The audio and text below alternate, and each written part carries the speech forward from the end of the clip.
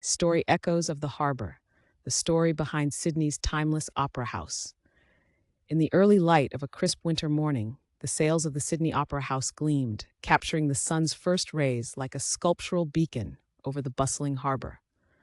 This architectural masterpiece, with its graceful, shell-like forms, stands as a testament not only to human ingenuity but also to the complexities of vision, perseverance, and the interplay of competing interests that brought it to life. To fully appreciate the majesty of the Sydney Opera House, one must journey back to its origins, to a time when Sydney was burgeoning but lacked a definitive cultural landmark that could catapult it onto the world stage. The scene was set in 1955 when the New South Wales government announced an ambitious international design competition. The goal was to create a performing arts venue that was not just functional but also revolutionary, a structure that would elevate Sydney's cultural and architectural profile globally. The announcement sparked interest around the world, attracting a staggering 233 submissions from architects far and wide. Among these was a set of unconventional sketches from a then unknown Danish architect named Utzon. Utzon's design was revolutionary, characterized by its innovative use of shell-like structures that resembled billowing sails, poised elegantly by the water's edge. It was a vision of future possibilities, unlike anything that had come before. The selection process was rigorous and filled with debate. While many entries were more conventional and certainly easier to build, Utzon's design captivated the judges with its daring and imaginative spirit. Eminent architect Eero Saarinen, a member of the judging panel, tipped the scales in favor of Utzon's design. He saw it not only as a piece of architecture but as a piece of art. The triumph was announced in 1957, and the project was set into motion with great fanfare. However, the road from drawing board to reality was fraught with challenges. The initial cost estimates and timelines quickly spiraled as the true complexity of Utzon's vision became apparent. The advanced engineering techniques required to construct the massive, interlocking shells pushed the boundaries of 1960s technology. Engineers had to develop new methods, such as computer modeling, to translate Utzon's organic forms into buildable structures. These innovations, while groundbreaking, also led to soaring costs and significant delays.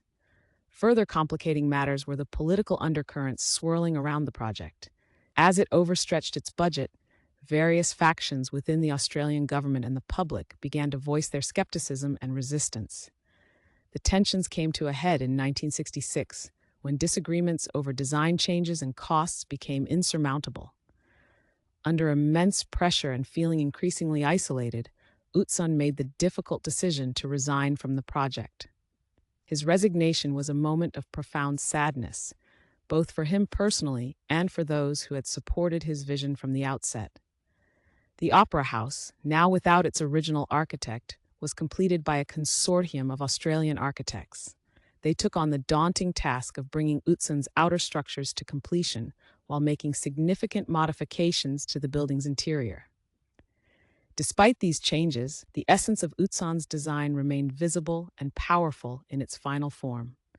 The Sydney Opera House finally opened its doors in 1973. The ceremony was a momentous occasion, presided over by Queen Elizabeth II, and filled with a sense of both accomplishment and bittersweet reflection on the struggles that were overcome. The Opera House was immediately hailed as an architectural marvel, a monument to innovative thinking and artistic expression. Yet, the story of the Sydney Opera House did not end with its opening. Instead, it evolved, embodying the dynamic cultural tapestry of Australia. The structure quickly became a vibrant hub of activity, hosting an array of performances from traditional opera and ballet to contemporary rock concerts and indigenous storytelling. It remains a place where diverse cultural expressions converge, enriching the lives of all who enter.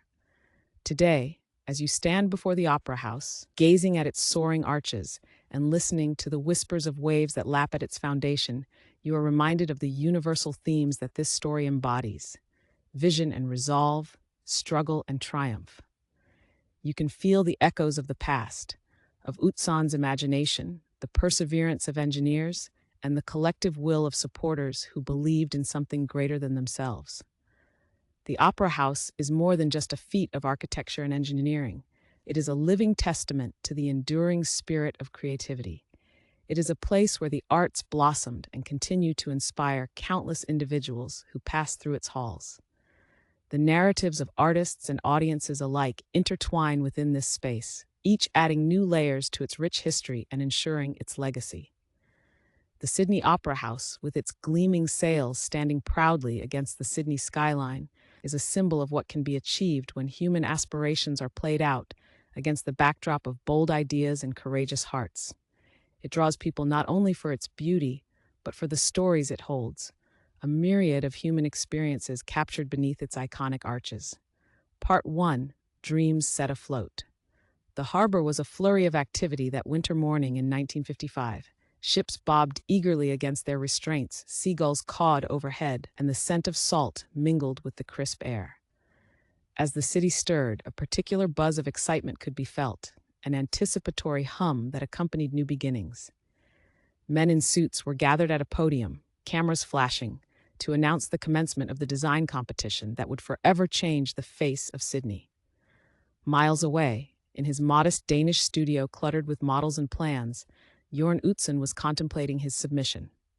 Though his sketches were rough and unconventional, they were imbued with a visionary quality.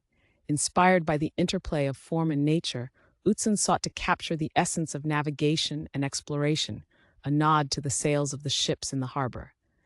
His assistant, Anya, joined him with steaming mugs of coffee. "Will they understand it?" she asked, with a touch of worry in her voice. Utzon smiled softly, focusing on the interplay of light and structure. "I believe they will," he replied, tracing a curve on the page. "Sometimes people just need to see the dream, then they will believe." Story Part 2: The Battle for Vision. Winning the competition was but the first step on a long and daunting path. Utzon arrived in Sydney amidst enthusiasm and skepticism. There was support from figures like Joseph Cahill, the New South Wales Premier, but there were also voices of dissent, wary of the cost and feasibility of such an audacious design. As the project began in earnest, engineering challenges emerged. The seashell-inspired roof and architectural wonder in sketches faced the formidable task of becoming reality. Utzon worked tirelessly with his team of designers and engineers, including the talented Ove Arup, to push the boundaries of technology. Yet, as the years wore on, the fledgling project became a battleground. Budgets ballooned, construction stalled, and the political landscape shifted. Utzon, once lauded, was now the target of blame. Political pressures began to mount, with calls for more conventional, less costly designs growing louder.